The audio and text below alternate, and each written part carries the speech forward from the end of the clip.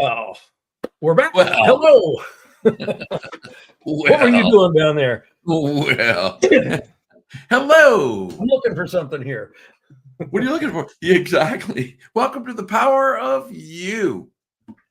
As we continue our exploration of the hidden laws of leadership, I was looking for one of the laws, and it's hidden down. Are you looking for a law? Did you drop it on the floor? Drop the law on the floor. Yeah. I hate that when that happens. The hidden law of leadership. This particular one's looking at the law of creative constraint. Oh, yeah. We got a good one. We got a good one. This The is a law good of one. creative constraint. The leaders, buckle up, man. Buckle up. Strap Buckle in. up. Here we go. So welcome. Who are you? We got it. Oh, well, let's back up the truck. We got to do that. We got to back ourselves up here. I'm ready. We're chomping at the bit on this one. I am. I found the law, so I wanted to talk about it. Well, good. I'm glad you found the law. There you go. I'm Blaine Bartlett. Very nice. And I'm Doland White. And going backwards again, welcome to the power of you. We are doing the series, The Hidden Laws of Leadership. And today we're going to be looking at one of the laws that is fascinating to me, and it is called the law of creative constraint. Yes. Yes. Barrier when I feel constrained, when it's lack of resources. I don't have enough money, enough time, enough people. Yeah. For me, enough intelligence. It's kind of like I can't figure out. There's got to be a way out of this box. That's what we're looking at today. I run into that barrier. I hit that, or I get the question from someone else in my life going, "What were you thinking?" There's a constraint there. There's a constraint. And it's really this kind of, what were you thinking? It's wrapped in love. It's wrapped in love, and the unfortunate thing is they thought I was thinking. So exactly right. It ranks right with the question of, "You're not wearing that today, are you?" Actually, no. No. Thank you for asking me the question, though. This was just a practice. So yes. Yes, the law of creative constraint.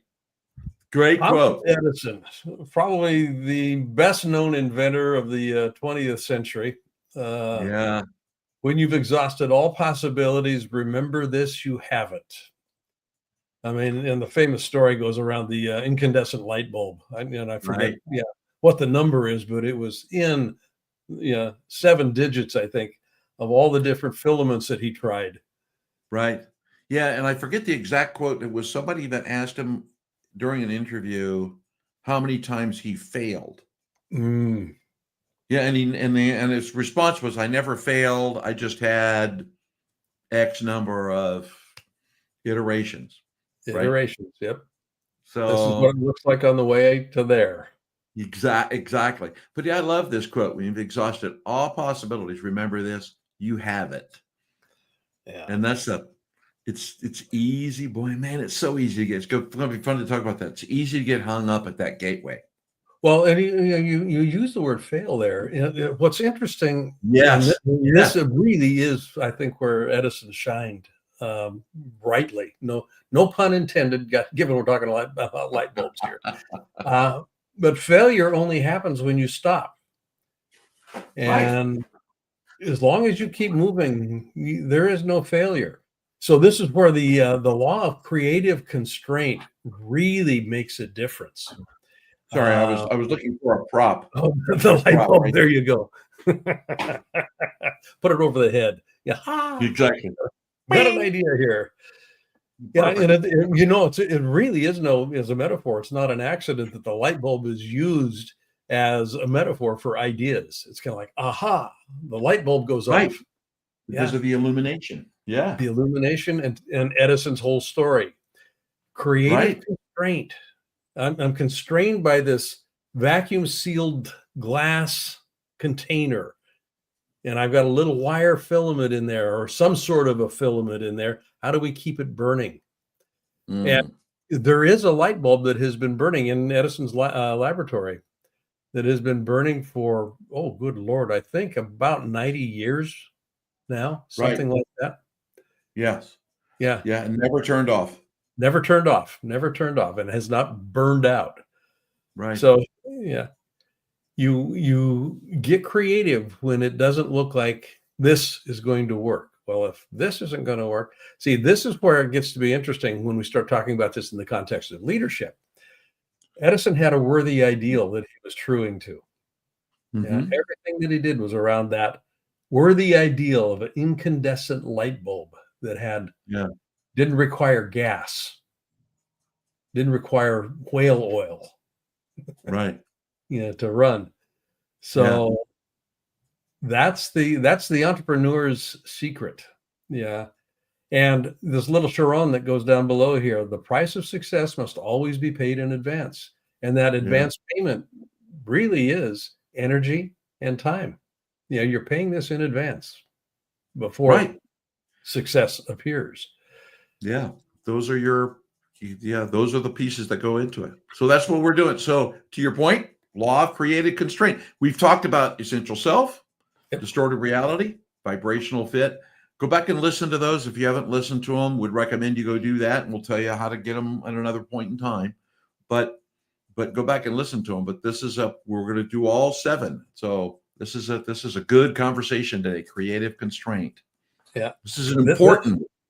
And it's the hump. It's the hump day here. Yeah, just right in the middle of these 7 laws. The law of creative constraint. Yeah. That's true. I didn't think about it that way. Yeah, it's interesting because the obstacle usually appears in the middle of the road. It does. That was we actually rehearsed that. So just good pull. Good pull. So we're doing this. The title, Hidden Laws of Leadership. This is all in service of how do you lead yourself, your people, and your organization. Right. Those are the 3 things that are always in play: yourself, your people, and your organization. In service of what? So we have a very specific definition of leadership. You see this every time you see Doland and I together, because we can't not talk about this. Nope.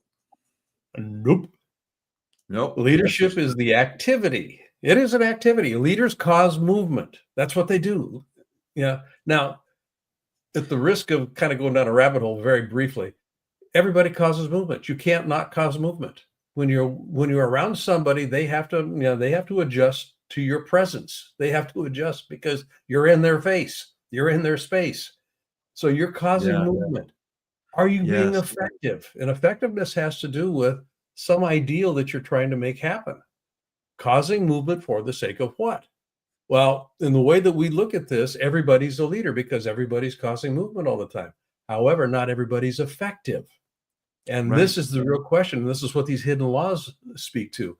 How do you become more effective as a leader? Causing movement that gets you what you want. So the way that we look at this, it's about influencing others, not command and control. You're not telling people, you're not bossing people, you're influencing by your state of being. You're just kind of showing up here and they start to move. They're going to do that anyway. Are you aware of what kind of movement that you're setting in motion here before you ever open your bloody mouth? You walk in the office and things happen. Yes. Co-creation. Yeah, we're in this together. You're not ever going to do anything by yourself. Yeah. Never. That's really important. Yes. Yeah. Emotional buy-in. You want to have people that want to do this, not have to do this. And that's the distinction between, that really is the hallmark of co-creation. People want to participate. They want to engage. They want to make this happen. They're not doing it because they have to, because the boss told them to. No, there's a spark. Inspiration. It's kind of like, what's in this for me? Right. Coordinated movement. You start moving into territory you've never been before. You're going to step on each other's toes. Absolutely guaranteed. Yes. You haven't figured the music out. You haven't really figured out the tempo. None of that stuff. And you're going to make false starts. So how do you actually coordinate? And boy, you and I have made a lot of false starts in our careers. Couple. One or two come to mind. Yeah. At least many. At least many. At least many. Many. I can't even think of the number. But yes. Oh, boy. Yep. That's a hard thing. That's really important though. Yeah. And then the worthy ideal. Pursue the worthy, and we'll talk about that. Yeah. As we get into this. We do this every time we talk. But every time. It's one of the things I think it's important. Leaders don't let this get lost on you, and because we talk about this all the time with all of our clients and together and with masterminds and the things that we do, and we smile and kind of go through this. But this is really important.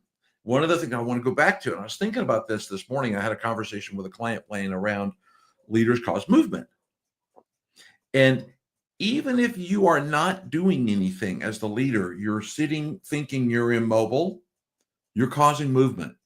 Mm-hmm. There is perceptible movement happening within the body of your organization. Even though you think I'm going to sit here like a rock, your organization is moving. It is alive. So you are influencing and creating kind of the outcome you don't want to co-create, but you're making something happen. Yeah, you are. Yeah, something's happening. You may not be pleased with what you're making. That something is. You may not want to step. Don't step in. Last week's talk about vibrational fit. Yes, your body of energy. You're always vibrating. There's a frequency about you, and people will resonate with that frequency. They'll move either towards or away from that frequency that you represent, that you exhibit. Yeah. That worthy ideal has a frequency. That worthy ideal has a frequency component to it. And you have to become the symbol of that worthy ideal. Right. And it's easy. And that worthy ideal gets sacrificed. Yeah. People start watching you. Oh, they do. What's he doing? What's she doing? What's happening? Should I just go sit back in my cubicle and I'll prairie dog every now and then, look around and see what's going on, and I'll go back to work. But yes. Yeah. And then pursuit of the worthy ideal. That piece. That is for the sake of what? That's what it is. It's not the vision, not your goals, not your objectives. It's what matters. And that what matters. There's a what matters to your organization, to your business, to your entity. There is a what matters there. But in this context that we're talking about, the answer to what matters and that worthy ideal, that is uniquely individualistic. It belongs to that person. You can't tell them what it is. Right. You have to ask them. You got to discover it. Yeah, you got to ask them. And go find out. Yeah. And that's that worthy ideal, that inspiration. That is for the sake of what that you move towards, that they're moving towards. And if you organize everything you're doing as a leader around that question, for the sake of what? What's the worthy ideal that we're pursuing? Earl Nightingale talked about success being the continual pursuit of a worthy ideal. Yes, that's what we're talking about here. Right. The way you sustain success in an organization has to do with, and this is really what we're talking about this week around creative constraints, is finding a way to continuously start over in pursuit of that worthy ideal. Because you will come up to roadblocks. You can't not. Yeah. If it was easy, everybody'd do it. If it was a clear path, everybody would have already walked it. That's not where you're going. That's not where you want to go. That's such a good statement. If it was a clear path, I love that statement around, if it was a clear path, somebody would have already walked it. It is that path that you're on is in and unto itself unique, and nobody has walked that path before. Yep. You may think you're walking on a path someone has gone down. You are not. No. Yeah. Some of the superstructure, and we're going to talk about that next week, some of the superstructure may look familiar.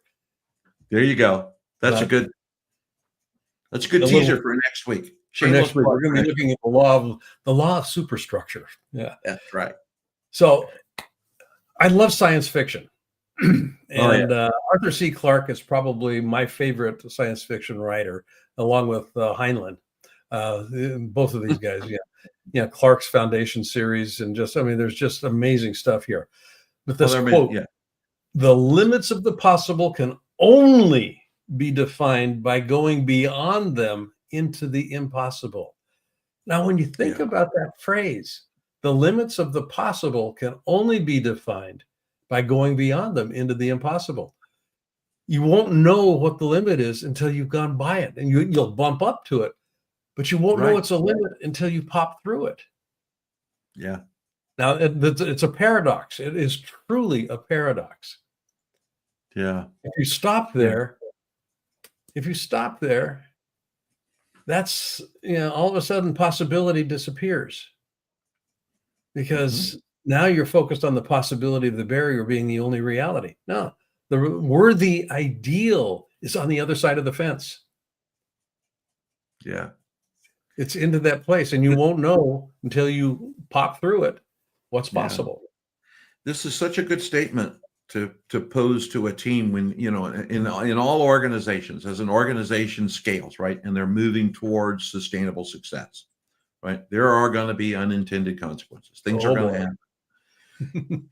happen. Going to be, and we've seen severe instances of that, and we've seen minor instances of that with market crashes and real estate resetting and COVID. We've seen that, and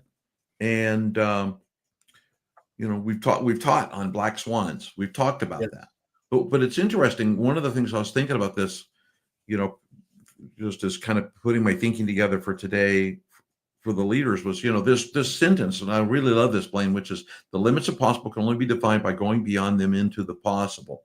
This is a great preamble. When you're in your meeting with your team and you're about to step off the curb and say, okay, here's a situation, condition, or circumstances that's in front of us. Let me ask a question, or let me phrase a theme for this. Let's go beyond this into the impossible. And as a gate opener, just as let's kick the door open. Let's go beyond this. Yeah. Let's use, what's the word? Imagination. I'm thinking, Imagination. What's the word? Imagination, the gateway to mindset. Yes. So into the soul. So I just love this sentence in here. The other one is, when you think of Arthur C. Clarke, you think of the open the pod bay doors, Hal. Yes. Yeah. 2001, A Space Odyssey. I can't do that, Dave. Anyway, so open the pod bay doors. Open the pod bay doors. Open the pod. Well, that's what we're going to do here. So creative constraints. Here we go. Constraints are now this is a fascinating way to think about this. A forcing function for innovation, because it pushes individuals and teams to think differently and adapt. Yeah. Now, if you think about the utility of having a constraint, water is useful. I'm going to think about this in a gardening sense. I don't necessarily, from an aquaculture perspective, I can flood the field, and there are ways that actually gets done, agriculturally. But for most people, when they're watering their plants, they're using either a water spout in a bucket or a hose. You're forcing, the water is forced through this nozzle that can spray or it can focus. It allows us to think differently, adapt differently. Well, and adaptation here. I'm not going to use a focus point of water on that plant. I'm going to use a spray, a misting spray. Right. So, constraints allow for flexibility in how we address what the situation is asking for. Yes. And it allows us, as a consequence of that, to start playing in a different way. Yeah, great way to say it. It's just a great way to say it, because it is that constraint. And I love the statement here, that constraint is a forcing function. This is that moment where there is a constraint. We recognize there's a constraint, but the forcing function is, how do we innovate? How do we go beyond what is possible into the impossible? Yep. And it doesn't say constraints are a blocking function. No. It's a forcing function. No. It's funny, though. I wonder how many leaders, as you listen to this, when you think about that and you think about constraints, your team is going to see, that's a really important point. Your team is going to see that constraint as a stopping point.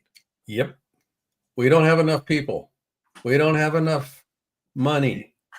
I don't have enough trucks. I can't make a delivery or whatever. It's going to be seen as this is a stopping point. Yeah. COVID was a great example of this. Yeah, good point. Yeah. I mean, all of a sudden, well, I'll just speak for myself. I mean, about 98% of our business in March of 2020 literally disappeared overnight. Yep. Literally disappeared. And the constraint was, I can't travel. And a large part of what we were doing was based on one-on-one interactions with our clients. We can't travel, can't deliver training programs, can't deliver consulting services, can't deliver coaching in the way that we would have traditionally done it. It's a forcing function for innovation. So we did a whole series on black swan events that were very specifically focused around that time of the whole COVID experience. This is a black swan event. How do you use it? What do you do? Leverage it? Yeah. That was the whole focus of our Black Swan series. Right. God, pull those out. I have to grab them. So, but I love this, it reminds me of a guy that I used to work with. No is a declaration that illuminates a reality paradigm. Yep. It was a guy that I worked with years ago. He's now retired, and I'll give him a shameless plug, guy named Jeff Fawcett.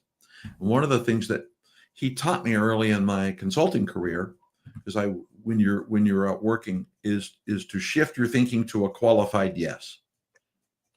Mm-hmm. Rather than starting with a no, and just to shift to that stance of a qualified yes, which was dealing with constraints. Yeah. Yeah. And making that one little tweak. I haven't thought of that in decades. I'm gonna have to write that down. I haven't thought of it in years and years and years and years. But and I'm probably need to send him $3 or something for that idea. But that whole idea around that qualified yes, but no, when we're using that word no, right? It does that. That's where that constraint moves into a blocking motion. No, this is and it's a paradigm that you're dealing with. The paradigm is I'm unable to think into innovation. Exactly. And these three, the no is a placeholder for not possible. Yes. There's another way to think about that. No is, no, we can't do that. We don't have. We can't because. So you oftentimes will not literally hear the word no. You'll hear variations and permutations of it, but all of them signal that the intent is to stop the progress. We can't because. Right. We can't because. So there's an identity statement that's involved with it that has to do with how people feel about themselves. They don't see it as an opportunity. They literally see it as a barrier. So when we start unbundling these things here, kind of going back, declaration that illuminates the reality paradigm. What is a reality paradigm? Well, I'm going to float this trial balloon here. There is no such thing as an objective reality. All there is a perceived assembly of data points that have been constructed to say, this is what I think reality is right now. And it's all historical. 95% of humans' behavior is organized around what has happened in the past. And then we call that the mindset. So when somebody says, no, it's not possible, all of those variations of no, what they're really saying is the past, the way that I'm seeing the future is a construct of, or the present is a construct of the past. And I can't see beyond that. Right. So that's the paradigm. What limits us in life isn't who we think we are. It's who we think we're not. We have never done that before. Right. Who do we think we are to be thinking that we could do that or could be that or could have that? That's a paradigm. Yeah.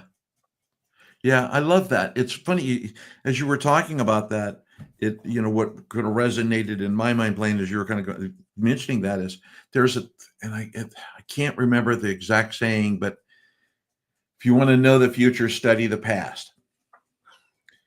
And we do have a propensity, and there's that adage, oh, you want to know, you need to study the past, which is great. There's lessons we learn from the past. Yeah. But it comes down to not forward thinking, but what limits us is who we think we're not. Yeah. And when we're guiding ourselves by that paradigm, we miss that piece. And we lose that ability to ask, could this be possible? Could this be possible? Yeah. And it has nothing to do with the past. That possibility can be completely divorced from any past experience that we've ever had. But it's important to us. This is where the worthy ideal comes into play here. Yeah. It's kind of like this imagined state of utopia. It's kind of like, whoa, wouldn't that be cool? Well, I look at my bank account and go, never happened. Or I look at who I have in my life, never happened. They wouldn't like it. My past experience, don't know anybody that's ever done that. Oh my God, I just had a Cheech and Chong moment, but that's okay. But for you young leaders, look them up. I'm not going to go into it. Just look up Cheech and Chong, and you'll watch a couple of videos. You'll get whatever. Bogart that joint. When you went, whoa! There you go. Whoa, dude. But no, you know what? That's real. I think that's a point. Not to be lost is that that whole when we're talking about the reality paradigm, and where, boy, we need to do a whole series on paradigm busting. Yes. After this, we'll do paradigm busting, because we won't do we could digress today. I'll leave it alone with just leaders. Think about this. What limits us in life is not who we think we are. What limits us is who we think we're not. And it's that backwards thinking. Could this be possible? Could this be possible? Leaders deal with. I'll ask for leaders. When you have that moment of, I've been asked to give a speech in front of the board of directors. I've got to get up and give a presentation. And you go, oh crap, I hate speaking, and I'm not a good public speaker. Or I'm not blah blah blah blah blah. Ask yourself, could it be possible? Could it be possible? Yeah. Could it be possible that actually I could do this? Could it be possible? Yeah. Just that question opens up doors. Shift it. Yeah. Change the paradigm. Change the paradigm. Bob would be so proud of it. Bob would be proud of it right now. Bob Proctor, Dr. Proper. Okay, anyway. So when you hear no, can't, won't, not possible, it's just a statement of an existing paradigm. And and this will be the last point we'll make here on this one, but paradigms are always made up. They're just made up. They're made up stories about what is real. So good for you. We make up reality on an ongoing basis. We're continuously making up reality. And for a leader, that gets to be an interesting explorational challenge. What are we making up today? Right. Maybe we can make up something that has nothing to do with yesterday. What if, what if it were possible? What might, let's play with that, guys, and see where we end up. Yeah. Love that. And this is where the challenge comes in around that, because this is perfect. People get real attached to it's not possible, because they get attached to the because piece. Yeah. The key here, it's never the thing that is the problem. We can't do this because we don't have enough people. We can't do this because we don't have enough money. It's my relationship to the thing that is the problem. Yeah. I want to change my relationship, how I hold that problem. When I change my relationship to it, by definition, it changes. Right. And I change in the process. We change in the process. So key questions here. Who am I and where do I belong? Those are key identity questions when change happens, when an obstacle appears. Who am I in relationship to this problem? In relationship to this problem, who am I? Where do I belong in relationship to this problem? Yeah. Oh, I'm not, I don't have the title. I can't make a choice. Yeah. I can't, all of that story is kind of like, oh, wait, it's a hierarchical. No, I can't. No. I we can't do that. until the boss says so. Oh no. And that's why the fun thing I love about this is this is the home of the yeah buts. Yeah, buts. Yep. This is home for yeah buts. This is like, it's never the thing that's a problem. Yeah, but you don't understand. But if Andy did that last time and Winona wouldn't pick the phone up. So this is that home where it lives, and it does beg the questions. What's my relation? How do I think differently? What is my relationship to this thing that we're seeing as a constraint? And this is huge in an organization because we have so much history in most organizations. And I don't care how old the organization is, we bring models. If we've got a startup, we've got a model, an organizational model that we envision unfolding in front of us, and it's all based on past experience. Completely. Yeah, Tom Shoes, they holacracy. I mean, they just completely reinvented the organizational structure. What would be possible if we didn't have a hierarchical organization? What would that look like? Right. What would be the impetus for us doing that? And what would that allow us to do that we can't currently do if we were tied into structure and hierarchy? That's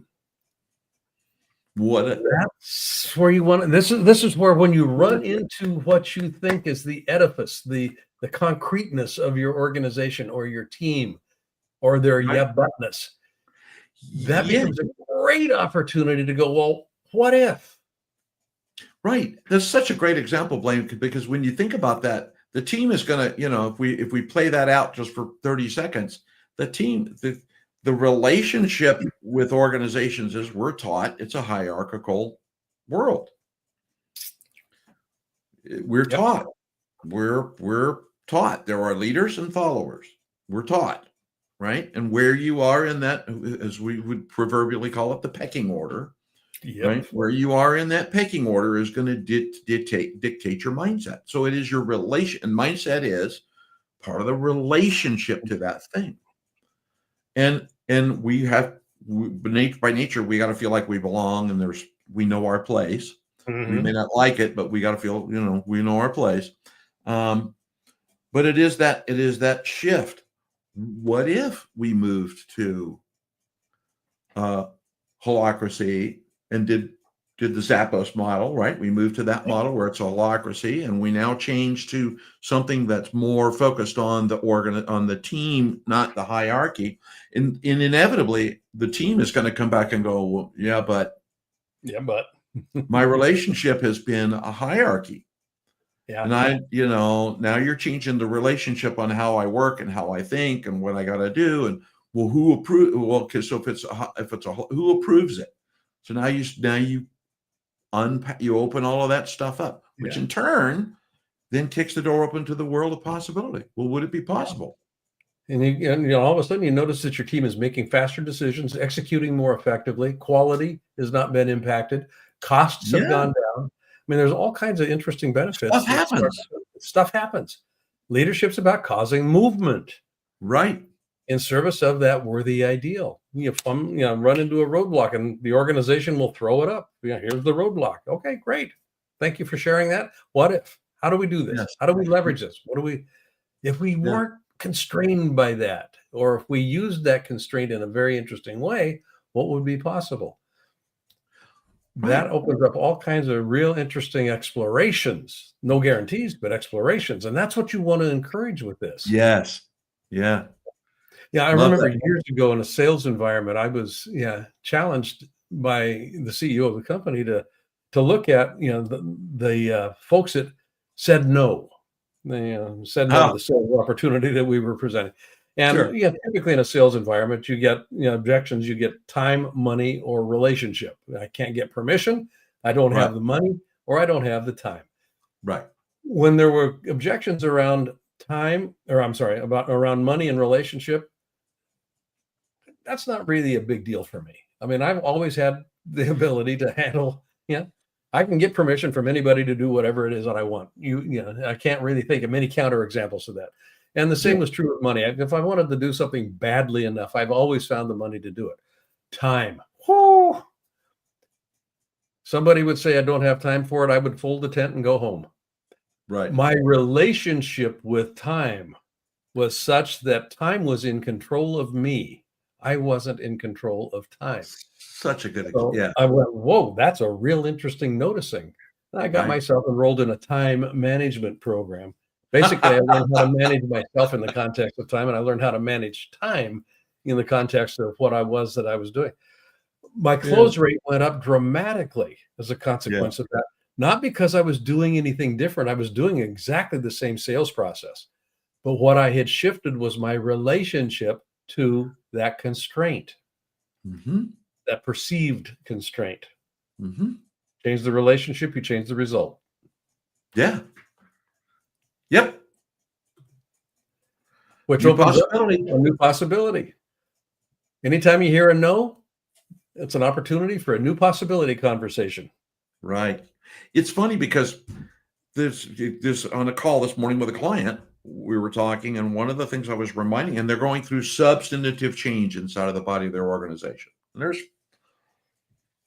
40, 50 people in the organization, give or take a nickel. And there's a massive amount of change, a massive amount of doing things, a massive amount. And one of the things that we spent some time on was just getting back to the worthy ideal. Yep. Let's get back to the worthy ideal. The worthy ideal lives beyond the change. And the value of reconnecting over and over, reconnecting to that worthy ideal is it taps into inspiration. When you start doing that, people go, yeah, that is important. It's more important than this thing that we're dealing with. Yeah. Oh, that's why we're doing this. Yeah. That's why we've been doing it all along. Yeah. Is that important to you? Yeah, that's really important to me. Well, then let's find a way to solve this issue. Yeah, exactly. And it's fun because it's that. I love this statement about the new possibility, the worthy ideal always lives beyond today's reality. There's so many hidden nuances just in the 1, 2, 3, 4, 5, 6, 7, 8 words, right? If I counted right, I could be counting wrong. Count by 2. Yeah, I don't know. At my age, I'm already too old apparently for other things. But but with 8, you're older than 66. So I know they threw me out, wouldn't let me in the door. But when you think about that where the ideal always lives beyond today's reality, that there are, you and I talk about this when we teach change and conflict inside of teams, right? And inside of relationships and conflict management. But things are going to change. The path you're on where you've never been down before, there will be change. There will be constraints, as we're talking about today in this. But the worthy ideal must remain consistent. Periodically, you got to go remind yourself. Yep. And remind. Yep.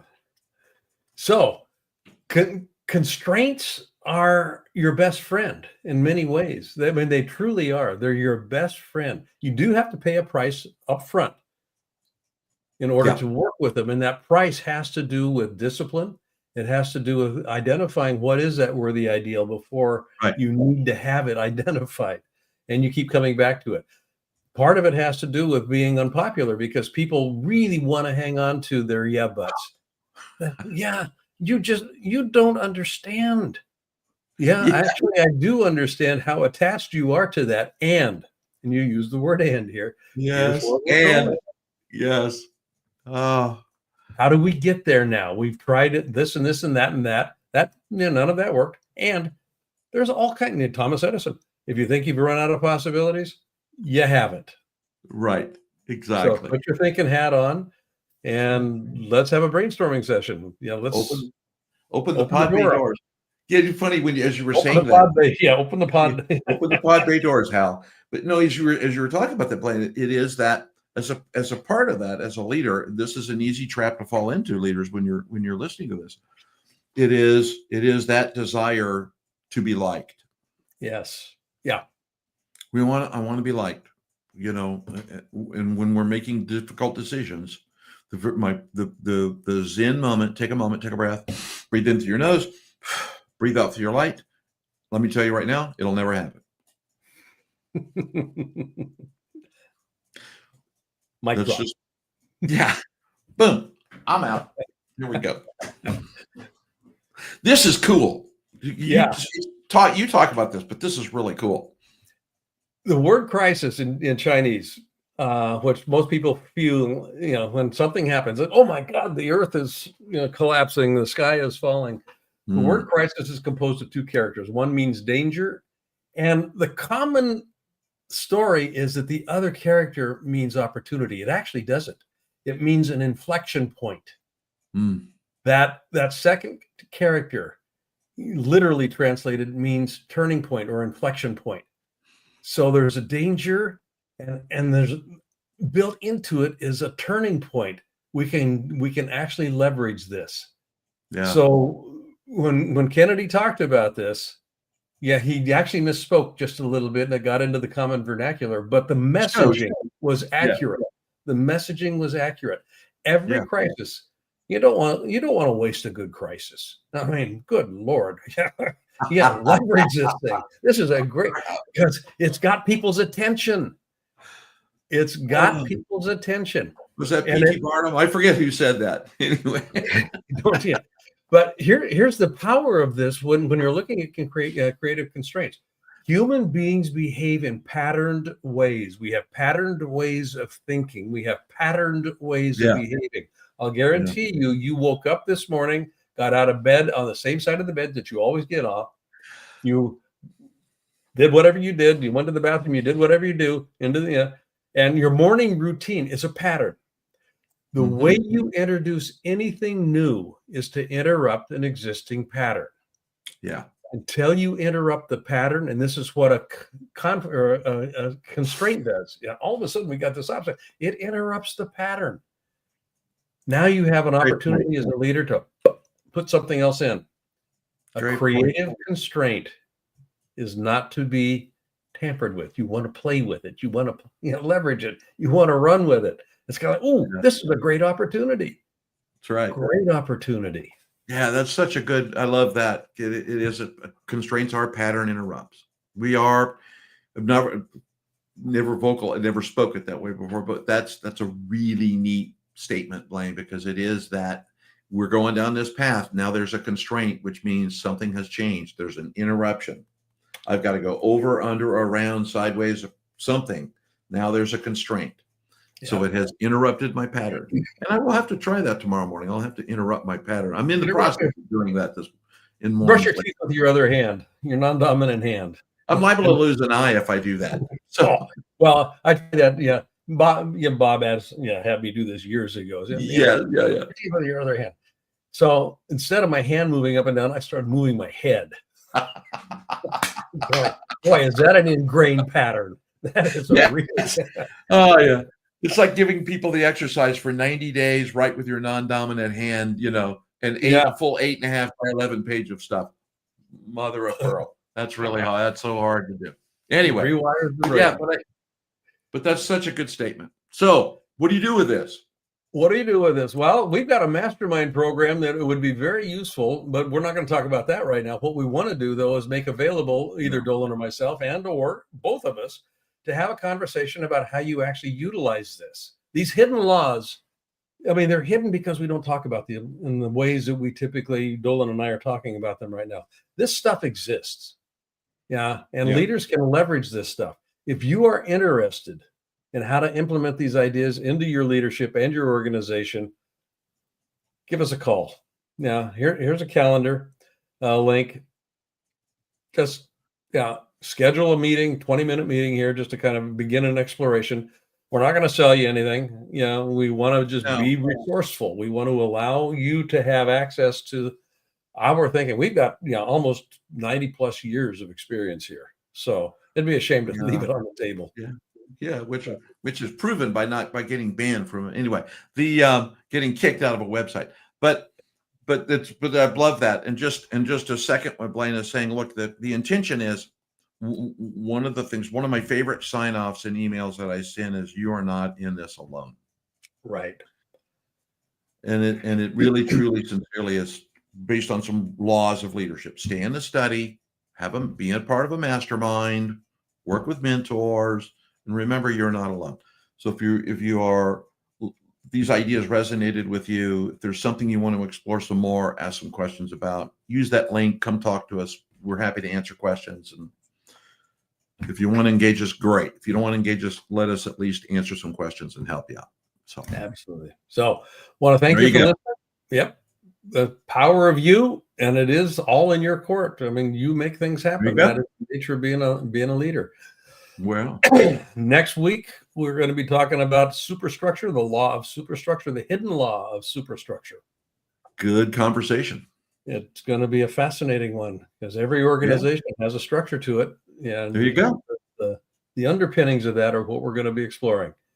There you go. Folks, I want to thank you for listening. Thank you for participating. Give us a call. Schedule a conversation with us, and we'll see what we can do for you. We encourage that. Please do. All right. Dr. Bartlett. Dr. White. As always, a pleasure and great conversation, man. Great conversation. I love this conversation. Love it. Okay. I'm getting ready. I'm gonna call Jeff right now and tell him I owe him $3. You owe him $3. Okay. We'll see you next week, folks.